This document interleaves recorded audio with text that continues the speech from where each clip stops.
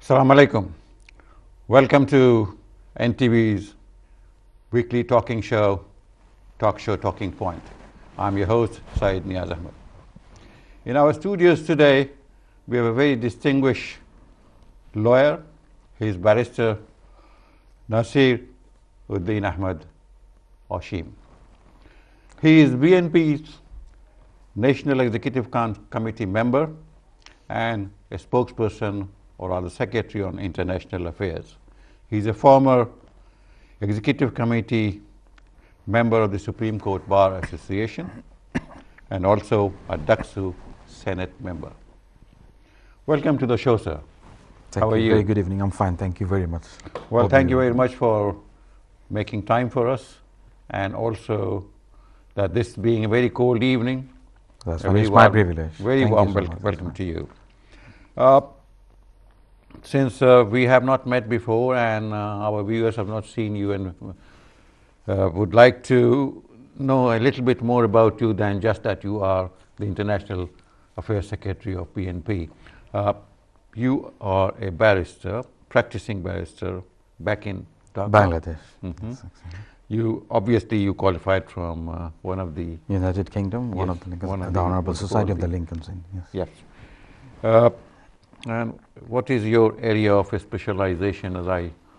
Basically, I had an intention to practice civil law. Actually, I joined with my senior, very distinguished, renowned, prominent lawyer of Bangladesh, Mr. Uddin Ahmed. He was renowned civil lawyer. I was very much inspired by him. So at one point, I realized that it is very difficult to survive unless and until with a lawyer of Bangladesh, we can explore our area to a wider area actually. Right. If you are limited to certain things, you won't get that much clients. For survival, I would say, it is not only the interest. Right. It is the situation, it is the socio-cultural you, structure of the country. Yeah. You have to have too many things, unless it is very difficult to survive. So I found it is quite interesting in practicing criminal law. You can help people, those who are helpless. Right. At the same time, you can make money as well, because criminal practice is very easy for me, I would say. Civil law is very much complicated one. It's complicated and You need to time-taking, learn. You need to learn. There is endless. Learning is endless. So each and every day, you have to learn. That's why I would say civil law includes like judicial review in this country. We do call this in Bangladesh writ jurisdiction. Right. It's under Article 102 of the Bangladesh Constitution. So that is, if your right is infringed by any order of the executive, then you can come before the Honorable High Court Division of Bangladesh Supreme Court. That is one kind of remedy you can get for the clients. And civil dispute, that is like, a contractual dispute, maybe commercial dispute, land dispute, those kind of thing. But the criminal, as we know, this very word itself denotes what it is. But most disputes do lead to some sort of crime, isn't it? Which one, sorry? I said most disputes do lead to some sort of crime. No, definitely. Let's say the civil dispute can give rise to criminal litigation as well. So if there is a dispute regarding a piece of land in between two particular parties, maybe family members, and they will involve in fighting, and then that can... There comes the criminal lawyer. Yes, yes. So, and he makes his day. Yes. Of course, it's just like somebody was suggesting to a very senior doctor, was suggesting to his young colleague that if you want to make money in your life, the specialization I suggest is you become a skin specialist. The patient never dies and he never cures. See? So you are always assured of the... You can continue with this. Treating him. When you said that you are a International Affairs Secretary of BNP, what does it involve? Basically, we do have 7 International Affairs Secretary.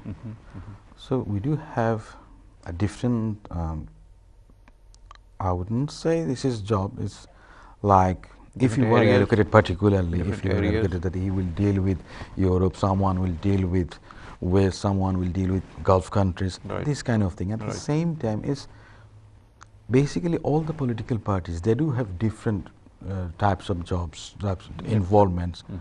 So you have to accommodate people, you have to accommodate in a committee. That is why we do have too many posts, vice chairman, standing committees, we do have members, we do have other secretaries, joint secretaries. So they are doing their job. So whenever I get any, assignment, I do. Right. On that I mean, here in this country, like Her Majesty's government, and then we have Her Majesty's opposition, see.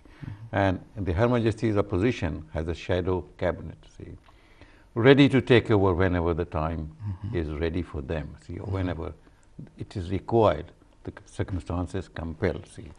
So BNP being the major political party, apart from Awami League, I mean, there are other parties and they are represented in the assembly, but I don't think they're that big. See, so you have been in power for many years.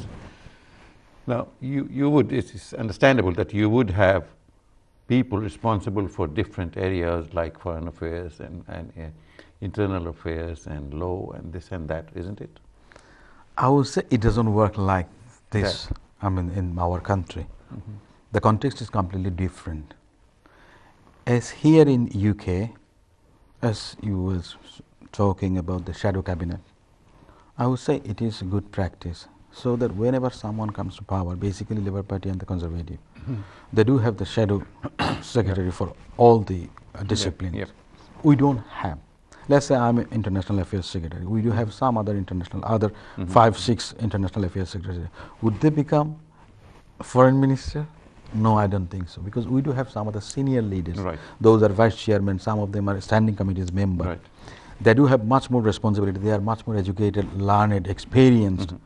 So they will have that kind of, responsibility. Right. And they will be given that kind of office. Right. But the thing is, as I told you earlier, to accommodate all the leaders of a political party, I don't know whether Labour Party or Conservative Party, how many members do they have, whether do they have presidium committee, do they have standing committee, do they have executive committee, I don't know. They must have. But organogram, the structure, how many numbers, but we need to accommodate too many people. We do have slogans, we do have procession meetings. I haven't seen this in this country. I have studied here. I had been here since 1999 and 2005, until 2005. I was here. I had been studying here. Right. I finished my study. I went back to Bangladesh. Right. And then I came back here. I haven't seen. I had many opportunities to vote for the MPs or the mayoral election. Right. I haven't seen. Thus, I have seen the candidate himself standing at the bus stop or the tube station, just holding his leaflet. That's it. Or they will post it. And most people ignore him. Most of them, the people, but they still vote. Yeah. They are at liberty to vote. Do we have that culture in our country? I think we have the liberty to vote, but whether to vote for whom, we don't have that liberty. See, sometimes we are coerced, sometimes we are forced, sometimes we are subjected to some sort of pressure. That is, the political culture has changed. This is very painful. In the context of Bangladesh, I would say this is really painful. We don't have democracy in the true sense.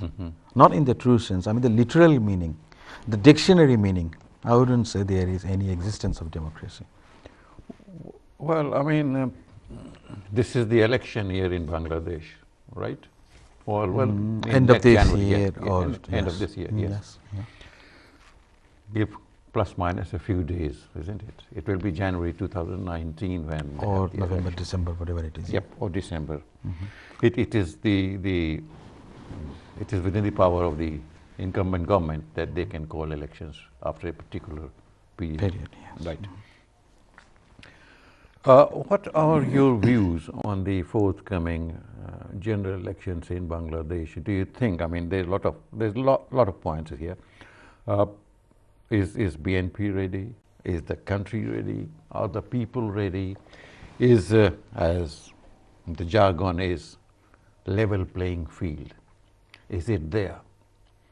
If you participate, are you ready for the participate? What is your strategy? It's a vast topic. What are your views? It has become complicated one right at this moment, I would say. Not now, since 2014, basically, after the amendment of 13th Amendment, basically, the 13th Amendment of the Constitution, which repealed the caretaker government system. After that, it was BNP's demand, it was other political parties, opposition political parties, their demand was to introduce non-partisan government during the election time. Not only the opposition and the main opposition BNP's demand it was, even the parliamentary standing committee, those who were working on the enactment of something new or the abolition of the 13th Amendment, they were also in opinion of in favor of the caretaker government. Civil society, eminent jurists, lawyers, academics, professors, they also expressed their views on that point, that is non-partisan caretaker government, because any particular political party, they don't have trust on the other one, neither BNP nor Awami League. I would say major these two political parties. There are some other political parties. None of them have trust on each other. So this is a pity for us. With the politician, we don't have trust, we don't have respect, we don't have mutual understanding. Why do you think it is so?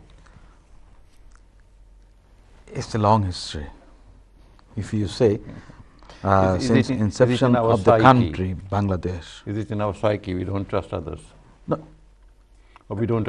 It dates back to 1975. Basically not 75. What was the basic structure of the constitution? Why did we fight against Pakistan? The 1971, the liberation war, what was the spirit?